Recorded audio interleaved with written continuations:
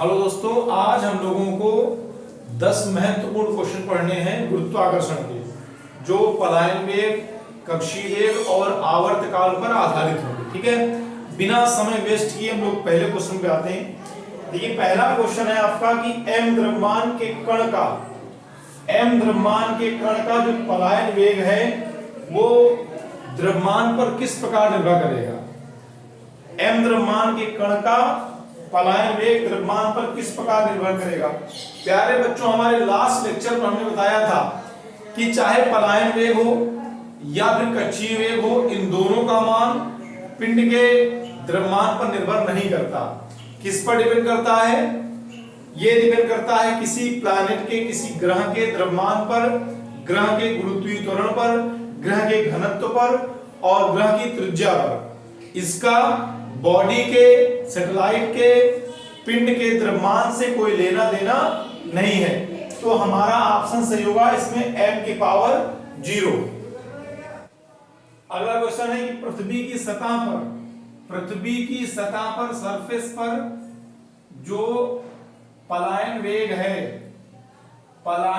है वो आपका दिया है क्वेश्चन में VE लिखा है, सरफेस से 7r ऊंचाई पर। देखिए, लास्ट लेक्चर में बताया था हमने, अगर ये पृथ्वी है, इसकी रेडियस मान लीजिए r मानते हैं और सतह से कितनी ऊंचाई दी है, 7r हाइट दी है ये, तो सेंटर से कितनी इसकी डिस्टेंस हो गई, उस ऑब्जेक्ट की, उस सैटेलाइट की सेंटर से डिस्टेंस हो जाएगी 8r, क्योंकि 7r सरफेस से है और r उसकी रेडियस हो गई।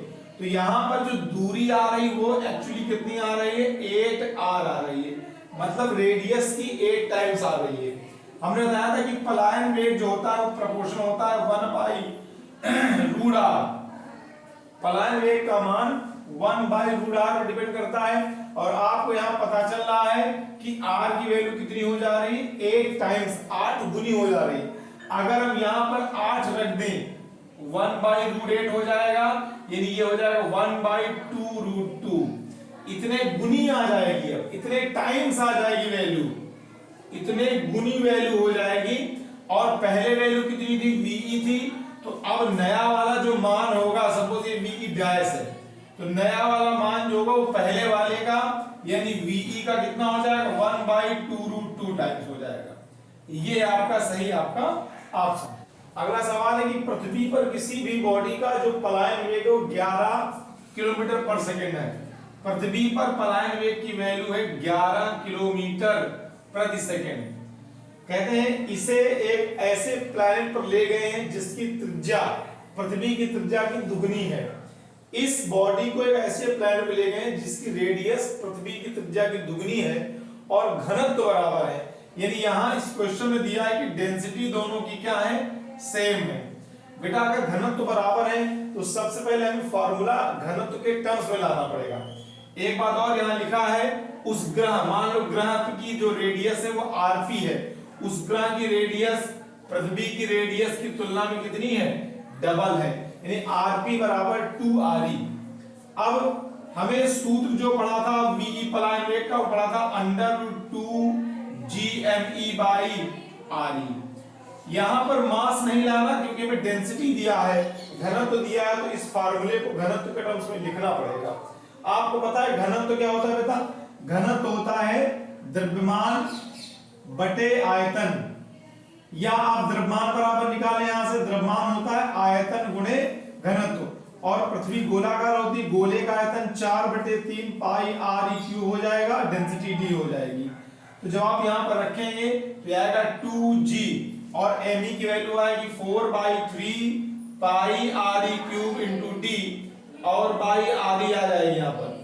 ठीक है, उसके बाद यहां पर देखो ये एक आरी कैंसिल हो जाएगा, यहां स्क्वायर बचेगा, स्क्वायर के बाद r बाहर आ जाएगा। यहां 2g 4/3d ये सब कांस्टेंट है क्योंकि डेंसिटी को कांस्टेंट बताया गया है, सेम बताया गया है। तो यहां पर ये कह सकते हैं कि जो एस्केप वेलोसिटी है, जो पलायन वेग है, that will directly proportional to re, मतलब वो रेडियस के डायरेक्टली पर प्रोपोर्शनल होगा, डिपेंड करेगा। और यहां पर रेडियस को कितना बताया गया है, डबल बताया गया है। अगर त्रिज्या डबल होगी तो पलायन वेग भी डबल हो जाएगा। इस लिहाज से चूंकि रेडियस डबल हो रही है तो यहां पर पलायन वेग भी डबल होगा। अब पहले पलायन वेग कितना था, 11 किलोमीटर पर सेकंड था, तो इस लिहाज से यहां पर पलायन वेग कितना हो जाएगा बेटा, 11 का डबल कितना हुआ, 22 किलोमीटर पर सेकंड। यही आपका सही ऑप्शन है। एक बार फिर सुन लीजिए, है क्या, डेंसिटी सेम है यहां पर, क्योंकि हमें दिया गया प्लैनेट की डेंसिटीज बराबर है, और जो रेडियस है उस प्लैनेट की वो डबल है, त्रिज्या उसकी डबल है। तो यहां पर हमने मास के फॉर्मूले को डेंसिटी के टर्म्स में डिराइव करा। मास बराबर होता है वॉल्यूम इनटू डेंसिटी। वॉल्यूम है क्योंकि अर्थ स्फेरिकल है, गोलाकार है, गोले का आता है 4/3 पाई आर क्यूब इनटू डी। अब ये वैल्यू जब यहां रखेंगे तो ये आर क्यूब से क्यूब आर कट जाएगा, स्क्वायर बचेगा, स्क्वायर से आर बाहर आ जाएगा। बाकी जितना टर्म बचेगा अंदर वो एक कांस्टेंट है, कांस्टेंट को हमारा लेना देना नहीं है। तो वी प्रोपोर्शन होगा आर की, और आर कितना हो रहा है, डबल हो रहा है। यहां पर आप समझिए कि आर है प्लैनेट की रेडियस है, उस ग्रह की त्रिज्या जो की गई है, चाहे आरपी कर लीजिए, उस ग्रह की जो त्रिज्या है वो डबल हो रही है।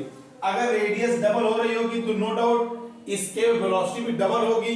पृथ्वी की पहले पृथ्वी पर कितनी दी गई थी, 11 किलोमीटर, इसकी डबल हो गई 22। तुम्हारा ऑप्शन सही होगा 22 किलोमीटर पर सेकंड।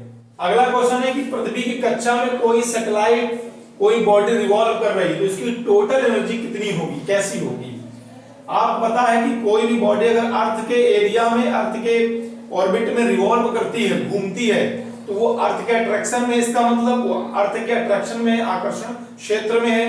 ठीक है, तो अगर कोई भी वस्तु किसी के आकर्षण क्षेत्र में होती है तो उसकी कुल ऊर्जा सदैव निगेटिव होती है। निगेटिव का यही पूरा मतलब है कि वो ग्रह, वो उपग्रह, वो बॉडी उस पृथ्वी से बाउंडेड है, उस पृथ्वी से बद्ध है, और उसको अगर उतनी पॉजिटिव एनर्जी नहीं दी जाएगी तब तक वो उससे केपेबल नहीं करेगा, उससे बाहर नहीं जाएगा। तो किसी भी पिंड की ऊर्जा जो पृथ्वी के चारों रिवॉल्व कर रहा है हमेशा निगेटिव ही होती है। इसका सही ऑप्शन है ऋणात्मक। अगला क्वेश्चन है कि एक अंतरिक्ष यात्री है जो 120 किलोमीटर की ऊंचाई पर पृथ्वी के चारों ओर अंतरिक्ष यान में चक्कर लगा रहा है। पृथ्वी है और जो अंतरिक्ष यान है ऐसे रिवॉल्व कर रहा है, घूम रहा है। अब कहता है उससे एक चम्मच नीचे छोड़ा जाता है, तो चम्मच का क्या होगा। तो बेटा जब चम्मच हम उस अंतरिक्ष यान से छोड़ेंगे तो प्रारंभ में उस अंतरिक्ष यान का वेग होगा उसमें, और वही डायरेक्शन भी होगी जो डायरेक्शन उस अंतरिक्ष यान की है। अगर हमने बताया कि अंतरिक्ष यान ऐसे रिवॉल्व कर रहा है और यहां से चम्मच हमने ड्रॉ करा, तो नो डाउट वो चम्मच भी अंतरिक्ष यान की दिशा में उसके साथ साथ गति करना शुरू कर देगा। तो बेटा इसका सही ऑप्शन है आपका सी।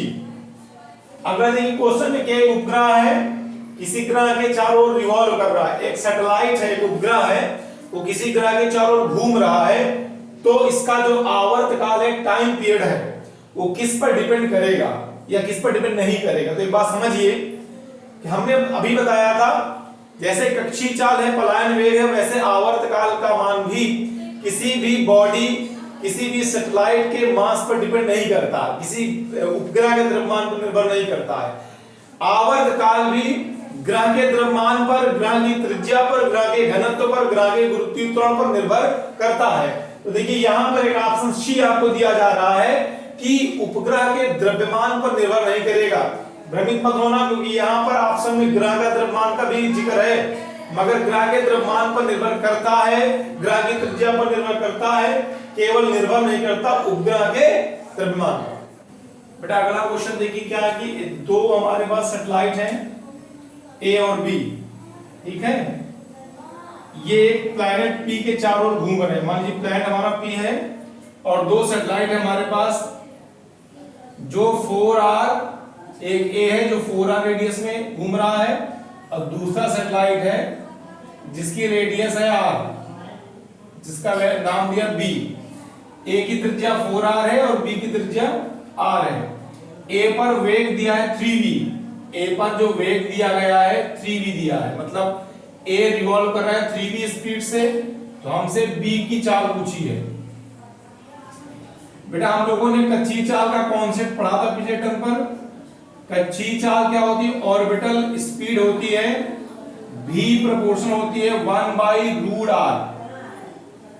इस लिहाज से यहां पर लिख सकते हैं v b by b a equal to root r a by root r b. R a का मतलब कितना है, ए की रेडियस, ए की रेडियस 4r है और आर बी मतलब बी की रेडियस जो कि r है। r कैंसिल हो जाएगा, 4 का वर्गमूल 2 आ जाएगा। vb बाई va, va है 3v और ये 2 है, इस लिहाज से vb को लिख सकते हैं 3 into 2 6v। तो b की जो स्पीड होगी वो 6v के बराबर होगी, यही आपका सही ऑप्शन है।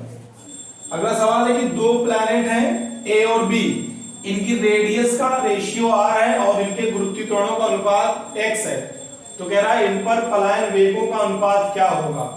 बेटा दो प्लैनेट हैं, एक प्लैनेट हमारे पास है ए और एक दूसरा प्लैनेट है बी। इसकी रेडियस r है और इसकी अगर रेडियस rb है तो क्वेश्चन में ra और rb का अनुपात दिया है r। अगर इस पर गुरुत्वीय त्वरण ga हो और इस पर गुरुत्वीय त्वरण gb हो तो ga बाई gb दिया गया है आपको x। पूछा है पलायन वेग का अनुपात।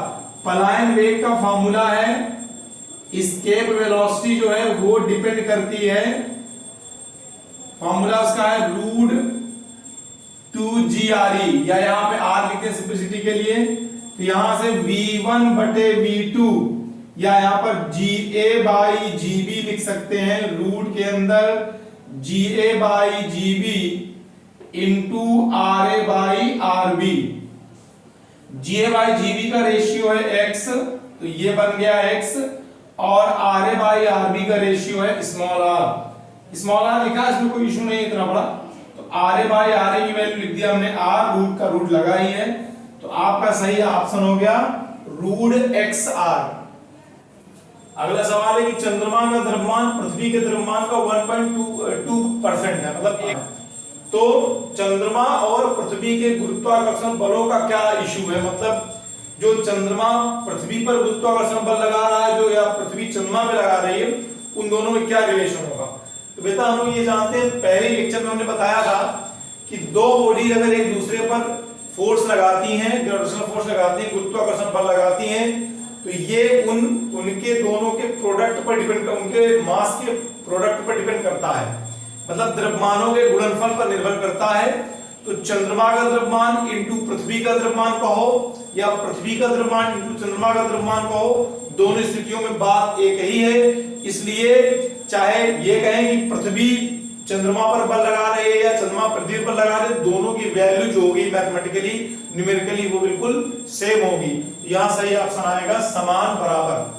अगला सवाल है कि एक पेंडुलम क्लॉक है, एक पेंडुलम वाली घड़ी है जो समुद्र तल पर सही समय बताती है, मतलब वो जब समुद्र तल पर होगी तो उसका वो राइट टाइम देगी, बिल्कुल सही समय बताएगी उस समय। आप कह रहे हैं कि उसे समुद्र तल से 250 मीटर ऊंचाई पर ले गए हम लोग। जब हम उसको 250 मीटर ऊंचाई पे ले जाएंगे तो समय में परिवर्तन हो जाएगा डेफिनेटली, ठीक है। कैसे परिवर्तन होगा, क्योंकि पेंडुलम क्लॉक है तो जो उसका आवर्तकाल होगा 2 pi root l by g के अकॉर्डिंग लिखा जाएगा। यहां से स्पष्ट है कि t प्रोपोर्शन क्या होगा, 1 बाई रूट g होगा। अब जब हम ऊपर ले जाएंगे तो ऊपर ले जाने पर g का मान कम हो जाता है, जब g का मान कम हो जाएगा तो टाइम पीरियड बढ़ जाएगा। अब यानी ऊंचाई पर किसी पहाड़ी पर ले जाने से आवर्तकाल का मान बढ़ जाएगा। अब हमें आवर्तकाल वही लाना है, अब समय बढ़ चुका है, आवर्तकाल वही लाना है, तो कहता है लंबाई के साथ किस प्रकार का समझौता करना पड़ेगा।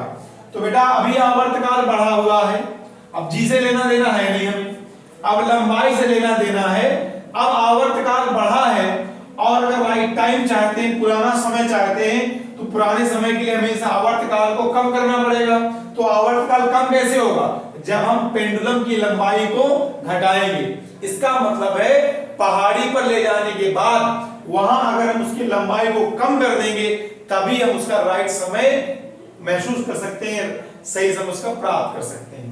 तो बेटा ये रहे आज के क्वेश्चन।